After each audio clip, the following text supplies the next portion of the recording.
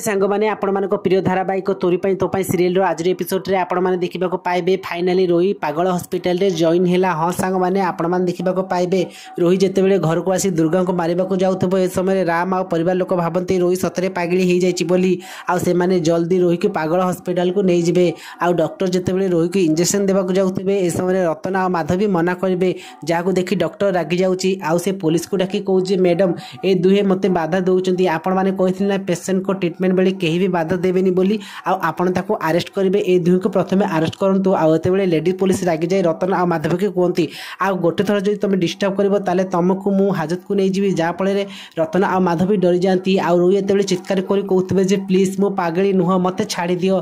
तो फ्रेंड्स आपण को कौन लगुच दुर्गा कौन रोही साथ एमती कर ठीक कर हाँ ताले आमको येस बोली कमेंट करूँ। आज वीडियो भल लगी वीडियो को लाइक करने सहित आम खड़ी टाइम यूट्यूब चैनल को नुआ सब्सक्राइब करेंगे। रोचु नमस्कार।